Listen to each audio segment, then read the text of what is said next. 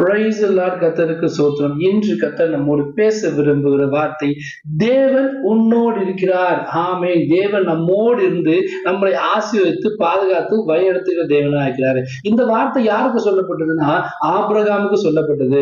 ஆதியாகமம் 21ஆம் அதிகாரம் 22ஆம் வசனம் என்ன சொன்னா, அக்காலத்திலே அபிமெலேக்கும் அவன் சேனாதிபதியை பிக்கோலும் ஆபிரகாமை நோக்கி, நீ செய்கிற காரியங்கள் எல்லாவற்றிலும் தேவன் உன்னோடு இருக்கிறார். அதனால எனக்காகவும் பிள்ளைகளுக்காகவும் பேர பிள்ளைகள் எந்த பிரச்சனை வந்துவிடாது.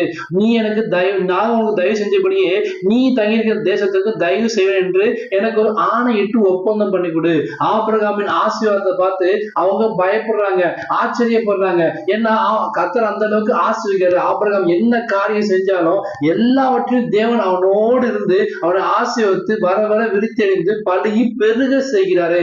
வானத்து நட்சத்திரத்தை போலவும் கடற்கரை மழை போலவும் பெருக சொல்லி பருக பண்ண சொன்ன தேவன் அப்படியே ஆசீர்வாதத்தை கொடுத்து ஆபிரகாமை கர்த்தர் வழி நடத்துகிறாரு. இன்னைக்கு அந்த வார்த்தை உங்களுக்கு நேரம் வருகிறது. ஏன்னா ஆபிரகாமின் தேவன், ஈசாக்கின் தேவன், யாக்கோபின் தேவன் நம்முடைய தேவனா இருக்கிறாரு. ஆபிரகாமோடு இருந்தவர் இன்று நம்மோடும் இருக்கிறார். இருக்கிறவராகவே இருக்கிறேன்னு சொன்ன தேவன் அன்று ஆபிரகாமோடு இருந்து ஆசீர்வதித்ததை போல நான் இன்று நம்மோடு இருந்து ஆசீர்வதிக்க இருக்கிறாரு.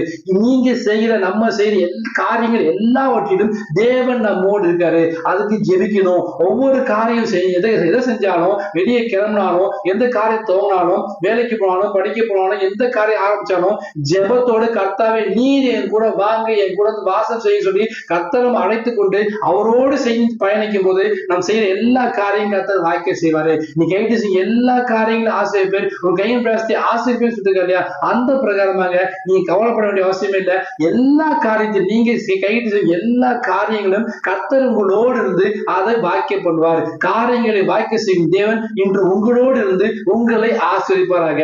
நான் தனியா இருக்கேன், எனக்கு சப்போர்ட் பண்ண, எனக்கு ஹெல்ப் பண்ண, எனக்கு ஆலோசனை பண்ண யாருமே இல்லை அப்படின்னு நீங்க புலம்பிக் கொண்டிருக்க வேண்டாம். நீ செய்யற எல்லா காரியங்களும் நீ இருக்கிற பலத்தோட போ, உன்னை அனுப்ப நான் அல்லவா என்று கிதியோன்னு சொன்னது போல கர்த்தர் இன்னைக்கு கூட பேசிக் கொண்டிருக்காங்க. நீங்க செய்ய எல்லா காரியங்களும் ஜெபத்தோடு செய்யுங்க. கர்த்தர் உங்களோடு இருந்து அன்று ஆபிரகாமை ஆசீர்வதித்து போல இன்று உங்களையும் ஆசீர்வதித்து பழகி பெருக செய்வாராக. ஆமென். God bless you.